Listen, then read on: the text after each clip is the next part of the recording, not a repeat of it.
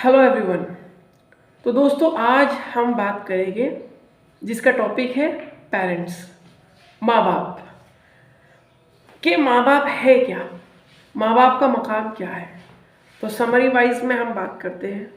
प्यारे दोस्तों, माँ बाप का बहुत बड़ा मकाम है। इतना बड़ा मकाम है कि अल्लाह ताला ने कुरान पाक जैसी मुक़द्दस किताब में भी माँ बाप का जिक्र करके उनकी दुआओं के लिए कहा है। जैसे कि रब्बना ग़फ़िर ली वली वालिदैया वलिल मोमिनीन वल मोमिनात यौम यक़ूमुल हिसाब और रब्बिरहमहुमा कमा रब्बयानी सग़ीरा। तो सोचो कितना बड़ा माँ बाप का मकाम होगा। आज के यंगस्टर और आज की नई जनरेशन ये सोचती है कि माँ बाप ने हमें दिया ही क्या है। इसका मतलब मुझे जब आकर पता चला कि अभी हाल फिलहाल मैं अपने गांव में हूँ, गांव के कोई भी लोग मुझे नहीं जानता। तो जब मैं उनके सामने से गुजरता हूँ, उनको आदाब करता हूँ, सलाम करता हूँ, तो पूछते हैं बेटा तो किसका बेटा है। तो मैं बड़े फ़ख्र के साथ कहता हूँ कि मैं जीशान का बेटा हूँ, मेरा नाम इमरान बिन जीशान है। तो मेरे वालिदैन के नाम से मेरा पता चलता है कि मैं कौन हूँ। तो जो बुज़ुर्ग है, बूढ़े उम्र वाले हैं, तो वो मेरे बाप को भी नहीं जानते। तो मैं फिर अपने दादा का नाम बताता हूँ कि मेरा नाम इमरान बिन जीशान बिन पीर बख्श है। तो पहचान लेते, अच्छा अच्छा अच्छा अच्छा, आप इस जात के हो, आप इस काम से ताल्लुक़ रखते हो, आप इनके बेटे हो, इनके पोते हो।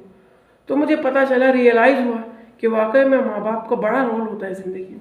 मुझे कोई भी नहीं जानता, मेरे बाप के ज़रिए से लोग मुझे पहचानते हैं। तो सोचो माँ बाप की कितनी बड़ी पहचान है कि बाप की पहचान से तुम पहचाने जाते हो। और आज के जो चिल्ड्रंस रहते हैं, बच्चे रहते हैं, कहते हैं कि हमारे माँ बाप ने हमारे लिए किया ही क्या है। अगर आप अपने दादा दादी के घर जाओगे तो पूरा मोहल्ला आपको आपके वालिद के नाम से जानेंगे, आपके बाप के नाम से जानेंगे। और अगर आप अपने ननिहाल नानी के घर चले गए तो पूरा मोहल्ला, पूरा गांव आपको आपकी माँ के नाम से जानेंगे कि ये उसका बेटा है, ये उसका नवासा है, ये उसका भांजा है। तो सोचो कितनी बड़ी नेमत अल्लाह ने हमें दी है। तो दोस्तों, इस नेमत को कभी खोना नहीं। मेरे वीडियो में ज़्यादा स्क्रिप्टेड वीडियो नहीं बनाई मैंने सोचा आज जो भी कहूँ दिल से कहूँ, दिल से माँ बाप के लिए कुछ लफ्ज़ निकले। और दूसरी बात ये भी है कि इसमें एडिट अभी मैंने किया नहीं, न्यू यूट्यूब चैनल है तो मुझे एडिटिंग फीचर्स ज़्यादा पता नहीं है, लेकिन इंशाल्लाह slowly and gradually I will try my best. And background भी अच्छा रहेगा, सब धीरे धीरे अच्छा रहेगा। लेकिन बात अभी जो चल रही है माँ बाप की चल रही है। बैकग्राउंड अच्छा हो या ना हो कोई मसला नहीं, बात माँ बाप की चल रही है। तो माँ बाप का बड़ा रोल है हमारी ज़िंदगी में। इन्हें कभी दुख ना देना। ये अच्छे भी रहते हैं, कभी कभी इनका मिजाज भी गुस्सा हो जाता है माँ बाप का, उसके बावजूद भी आप एक अच्छे बच्चे बनकर रहना। चाहे मेरी वीडियो कोई लड़का सुन रहा हो, चाहे कोई लड़की सुन रही हो, मेरे प्यारे बहन, मेरे प्यारे भाई, अपने माँ बाप का कभी दिल ना दुखाना।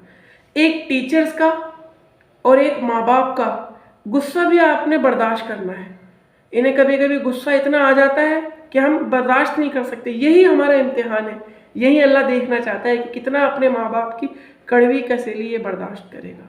क्योंकि रियली दोस्तों, माँ बाप के इतने एहसानात में हैं हम कि अगर ये हम पर जुल्म भी करें तो हमें इनकी मोहब्बत करनी है। तो इसलिए इन्हें कभी तकलीफ़ ना देना, कभी इन्हें परेशान ना करना, हमेशा सुख और दुख में रहना, हमेशा इनके सुख और दुख में हमेशा इनका साथ देना, हमेशा इनकी फर्माबरदारी करना।